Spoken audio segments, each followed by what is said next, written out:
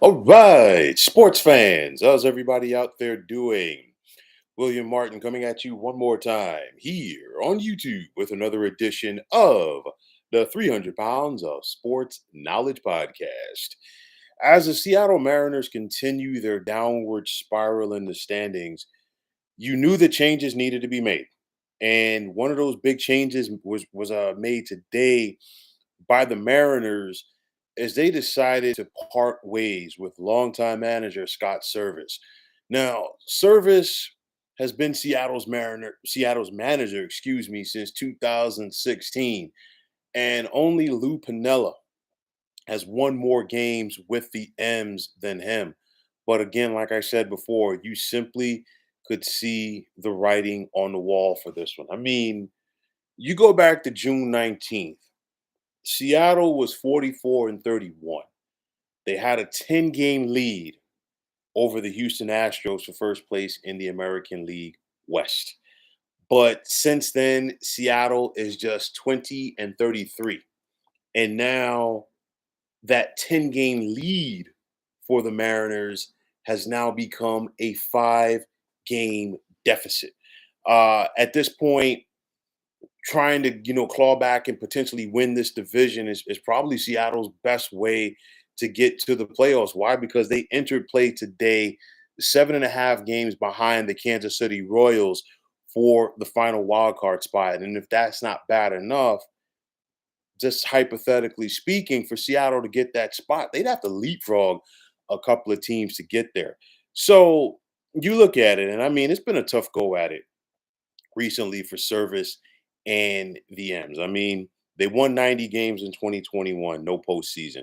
They won 88 more last year, no postseason. And honestly, you just look at the tenor over the years for the Seattle club, and it's been the same old song. We saw Seattle have a chance to advance to the postseason back in 2016. They won 86 games. They fell short coming down the stretch that year.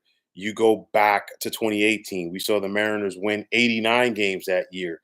They could not close the deal and get to the postseason. And like I said, most recently, winning 90 games in 2021, and then of course 88 more last year, and still no postseason, even with the advanced uh, playoff format. It's one of those where these Mariners, they just simply continue to underachieve. I mean, there's no other way to say it. I mean, the Mariners are there, but it's not, I mean, they can't get over the hump, but it's not because they don't have the talent. The talent is there. I know that this has been a down year for Julio Rodriguez. I know that he's dealing with injuries, but nonetheless, there is talent on this team, and they are much better than their record indicates right now. For me, I think it came apart if you're Seattle in the first half of the season when you weren't able to seal the deal. And I said this then. Texas and Houston were dealing with injuries. Okay. And with that said, you're talking about the last two division champs. Pardon me, not the division champs, excuse me, the last two World Series champs. Okay. And you simply couldn't go out there and put them in the rearview mirror. I know Texas, they're probably not going to the postseason right now. They're 10 games under 500. They've got a slew of injuries. It's probably not going to happen. But nonetheless, the Houston Astros were down for the count. And if you're Seattle, you could not put them away. And now you look at this Astros team, they have all of the momentum in the world. Like I said, they came into play today 5 games up on Seattle. Since then, they've won. So now it's 5.5. And, Houston is one of those teams. They're battle tested. They know how to finish coming down the stretch, and they know how to make noise in October as well. So when you give them an opportunity, they're going to make the most of that. And again, Seattle had the opportunity to put them away early, and they failed to do it. You look how things ended in the first half for the Mariners. They lost 3 out of 4 on the road against the Angels. Then they lost 2 out of 3 at home to the Toronto Blue Jays. And then they picked up right where they left off, if you will, to begin the second half. They had a big series at home with Houston. They lost 2 out of 3. They got swept at home by the Angels. And just when it looked like the Mariners were ready to turn the corner and get back on track, we saw them 2 weeks ago. They swept the New York Mets at home. And in the series, we actually saw Seattle outscore the Mets 22-1. But since then, Seattle's only won 1 out of their last 9 games. They got swept on the road by the Detroit Tigers. They lost 2 out of 3 against the Pittsburgh Pirates. And then you look at the 3 game set that they just lost to the Los Angeles Dodgers.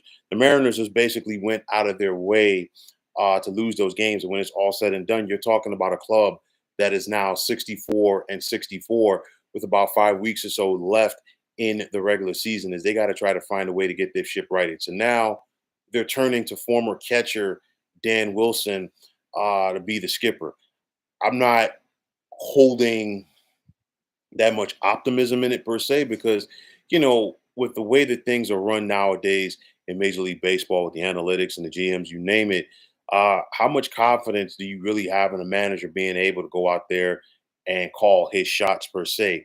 Nonetheless, I'm interested to see how this Mariners team is going to compete this weekend when they host the San Francisco Giants, because at the end of the day, you can't fire the players. And when teams are underachieving, more often than not, it's going to be the manager or head coach that loses his position. And that was the case right here. I want to see how this team is going to compete in this series with the Giants. You would look at it on paper, okay, and say that the Mariners have themselves a favorable schedule coming down the stretch, and there's an opportunity for them to go out there and get back on track and get into this thing. But Seattle has a propensity of playing down to their opponent, and that is a big reason why they are in the predicament that they currently are. I look at it like this, and I'm saying it like this: Seattle's next to last series this season is on the road against the Houston Astros. Seattle, between now and then, okay, they got about a month. They need to go out there and make that series count. Why? Because you want to have something to play for in that series. And if you don't, your season is over, because, like I've said before, with this balanced schedule, you're not playing your division opponents as much as you once upon a time would. So when you have those contests, you have to go out there and make the most out of those. Of course, clearly they've got a couple of series with Texas coming down the stretch, but Texas is out of it right now, and Texas is not going to be a playoff team this year.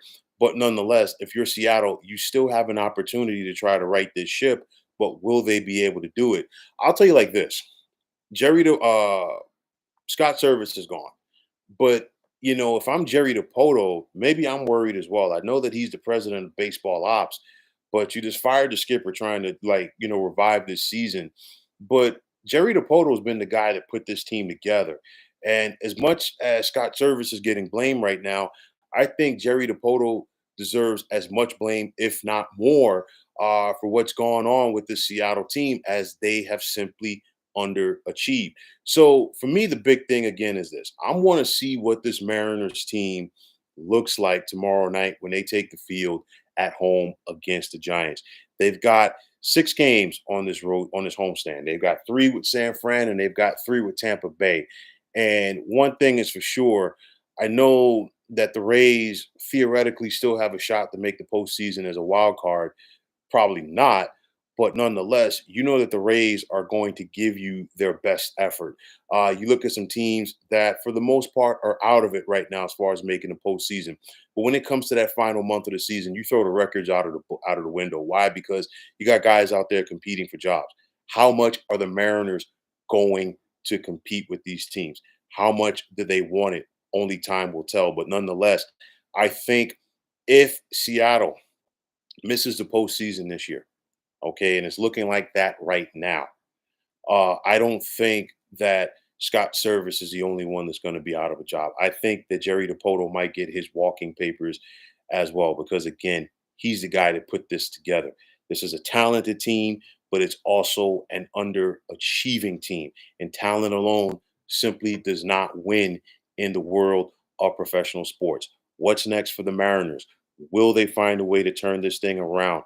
I'm not sure that they will, just due to the simple fact that, hey, the Astros are rolling right now, and you gave them life, and they have taken that ball and they are running with it. So, again, like I said earlier this season, Seattle had an opportunity to put Houston away. They failed to do it, and now they're paying the price.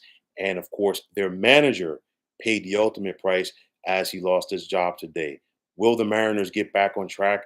I'm not holding my breath on it, but let's see how things will unravel for the M's coming down the stretch here in the regular season. So, folks, that is going to wrap it up. And as always, I want to take this time out to thank all of you for tuning into the 300 Pounds of Sports Knowledge podcast here on YouTube. I want to take this time out to thank all of you fine folks out there for tuning in. And if you haven't already, please feel free to subscribe to this channel. Now, if you're on the X, formerly known as Twitter, please feel free to follow me at 300 Pounds of Sports. And like I always say, if you follow me, it will be my pleasure to follow you right back. There's also the sports discussion group on Facebook at the Sports Depot 365. Now you can check it out. Drop a line and be a part of one of the better sports debating sites going on social media. So once again, fine folks, my name is William Martin, and I'm signing off.